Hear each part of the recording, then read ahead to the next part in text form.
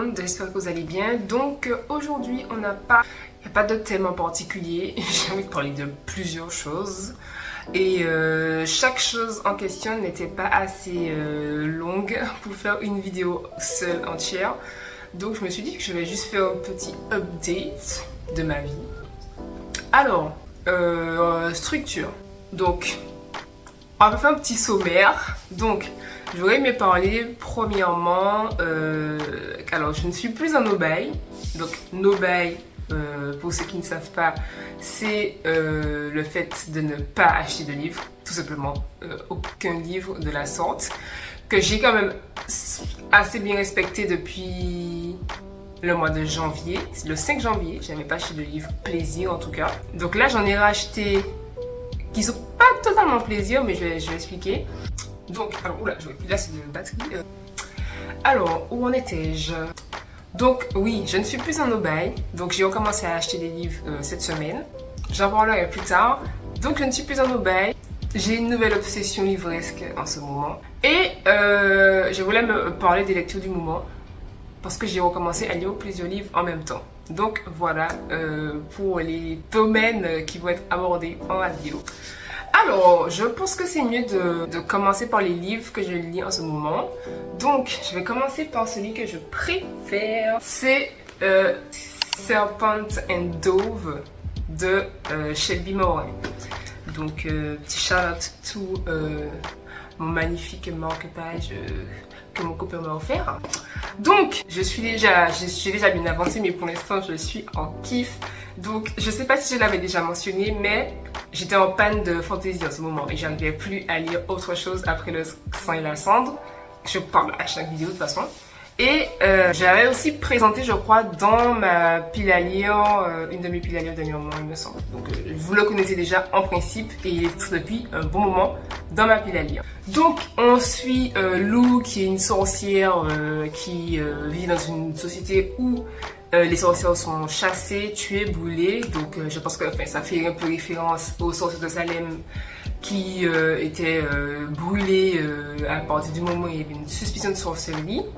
Et donc, elle vit dans cet univers-là et où c'est l'église qui régit, c'est l'église qui fait la loi. Et donc, pour faire la loi, ils ont quand même besoin d'une armée, quelque chose qui est quand même une armée chaste, on va dire. Donc, ils ont ce qu'on appelle les chasseurs.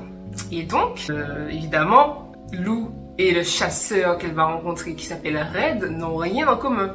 Mais ils seront obligés de faire alliance, et pas une simple alliance. Et ça, je ne peux pas vous le dire, j'aurais bien aimé, parce que ça peut donner envie. Mais je vais donner un indice, mais effectivement, s'il y a une alliance forcée, il y a proximité forcée.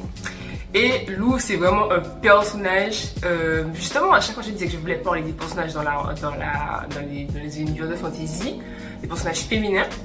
Et Lou, c'est tout ce que j'aime dans un personnage féminin, parce que elle est elle-même, elle est pas cliché. En fait, c'est tellement bien décrit comme univers, parce que même si on sait qu'à la fin elle aura une mission, elle sera investie à faire quelque chose, on la présente pas comme l'élu. Et ça, c'est rafraîchissant, parce que vraiment elle est elle-même, elle a une aura naturelle, elle est sensible, en même temps elle fait la dure, mais on sait que elle ne se fait pas passer pour quelqu'un qu'elle n'est pas. Et ce que j'aime aussi, c'est qu'il n'y a pas de, vous savez que je déteste ça, de trop de rapprochements dès le départ, avec une attirance un peu trop forte dès le début, alors qu'ils ne sont pas censés s'apprécier quand même. C'est pas vraiment enemies to lovers, mais ce ne sont pas des gens qui sont censés se rencontrer, parler, discuter, avoir des choses en commun en fait. Ils ne sont pas censés se fréquenter. Donc ils ne sont pas censés s'apprécier. Et voilà, Red le chasseur, sa mission justement, c'est d'éliminer des femmes comme elle. C'est une sorcière, donc ils ne sont pas censés savoir en fait qui elles sont. Et c'est ça qui est vraiment cool. Et j'adore les deux personnages. On a Red qui est très droit, c'est le chasseur et tout. Il est pas dans le flirty en tout cas voilà, au début. Et il est vraiment droit, il est carré, voilà quoi. C'est un garçon qui a fait vœu de chasteté. Il est propre, il est dans son personnage en fait. Et Lou aussi, Lou c'est la meuf qui a un peu une vie de débauche à côté, donc elle fait tout pour l'agacer, et c'est vraiment lui, tu vois, c'est pas, d'habitude c'est plus le garçon qui vient dévergonder l'élu, qui a son objectif, et puis finalement il se fait distraire, mais lui c'est vraiment une sorcière qui arrive dans son monde et qui chamboule tout en fait, et ça c'est super cool. Donc c'est vraiment une lecture coup de cœur pour l'instant, donc on verra ce que ça donne pour le reste. Il y a un tome 2, évidemment, qui n'est pas de format de Saxus. Non, de Saxus, j'ai quelque chose à vous dire. Pourquoi vous faites ça? Expliquez-moi. Parce que ouais, je n'ai rien, moi j'ai pas de problème, enfin j'ai pas de maison d'édition préférée, même si je vous aime beaucoup. Mais pourquoi je ne tombe jamais sur vos tomes 1? Est-ce que vous en faites déjà? Parce que je suis désolée, moi j'aime bien les petits poches en fantasy aussi.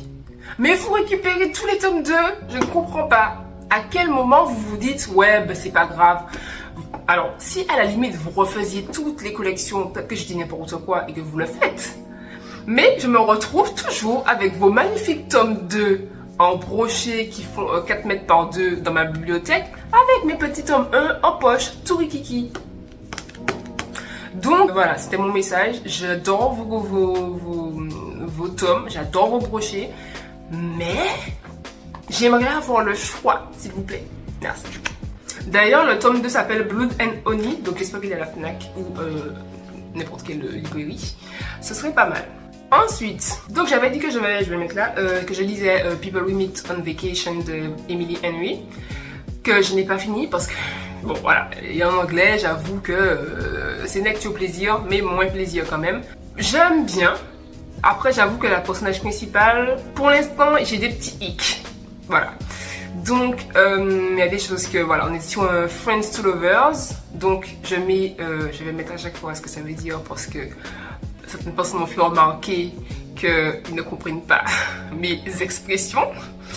Donc, on est sur un Friends to Lovers, donc amis à amoureux. Et donc ils sont meilleurs potes et donc ils vont passer 10 étés ensemble et je crois au dernier été ou l'avant-dernier été il y aura un drama, ils vont plus se parler, donc on avance dans le livre, enfin, j'avance dans le livre pour l'instant, je sais pas pourquoi ils ont arrêté de se parler, mais on a des petits flashbacks de leur relation. Déjà la fille qui s'appelle Poppy je crois, elle a des choses qui me dérangent, c'est-à-dire qu'ils ont une relation, et c'est exactement ce que j'explique, où c'est des relations d'amis. Mais oh, elle aime jamais les copines du gars, genre il y a toujours un truc à dire. En fait, il y a déjà une relation de possessivité. Genre déjà vous passez chacun de vos étés ensemble, donc imagine si le gars avait des copines, je peux comprendre pourquoi ça se fritait, puisque toi-même, enfin bon, ils ont tous les deux eu des relations de ce qu'ils expliquent, parce que la fille explique, on n'a pas le point de vue du gars.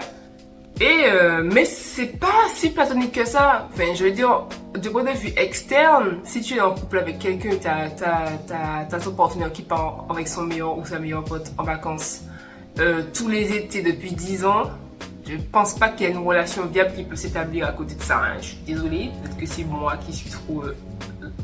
Mais voilà, enfin, je veux dire, le fait qu'ils soient aussi proches, c'est super, hein. Mais on le sent déjà trop. On le sent qu'elle aime bien le voir, qu'elle est attirée, à chaque fois il y a toujours un petit en mode ses cheveux blonds et machin. Et c'est exactement ce que j'expliquais qu'il n'y a pas ou peu dans Serpent and Dove. Plutôt que c'est pas, on le voit même pas, c'est pas focalisé, c'est très, chacun fait sa life en fait. Et là, chaque fois qu'elle pense à un truc qui s'est passé, elle pense à ses cheveux, elle pense à des trucs comme ça. Et ça m'agace parce que ça c'est des phrases de quelqu'un qui est déjà attiré en fait. On n'est même pas, je suis même pas à la page 100. Moi, elle a déjà admis, alors voilà, bon, je vais pas spoiler, peut-être pas assez, je vais mettre le timing. Elle dit quelque chose du style, elle parle avec sa meilleure amie, et elle lui dit mais je suis, parce que du coup elle est testeuse de voyage. Et donc c'est pour ça qu'elle peut emmener à chaque fois son meilleur pote avec elle pour tester des destinations et après en mettre sur un blog pour dire tout ce qui est bien dans cette destination. Et donc elle parlait avec sa meilleure amie et elle lui dit mais qu'est-ce qui te manque dans ta vie, pourquoi t'es pas heureuse, voilà. Et en fait on est à la période où ils ont arrêté de se parler et elle dit ben ouais ben c'est lui en fait. Donc je sais à quel point une rupture amicale ça fait du mal, mais à partir du moment où la personne est déjà déterminée de ton bonheur, Non, ça arrive. Donc ça va peut-être finir en DNF même, si la situation ne change pas. Parce que pour l'instant, elle m'énerve. Donc voilà. Peut-être que je pourrais même en profiter de ce moment pour faire un call-out de nous, les lectrices, particulièrement, et de notre haine des personnages féminins principaux. Je me suis inspirée d'un TikTok, je vais vraiment essayer un réel Instagram, pardon. Je vais essayer de le retrouver, le nom de la créatrice. Parce qu'elle a dit un truc qui est très pertinent. Elle avait dit vraiment qu'elle ne comprenait pas pourquoi on était aussi dur avec nos personnages, avec les personnages féminins de nos romans. On est en mode oui, le garçon il peut être dark, misogyne, être violent, pas sérieux, infidèle. Enfin, on aura encore tout en fait.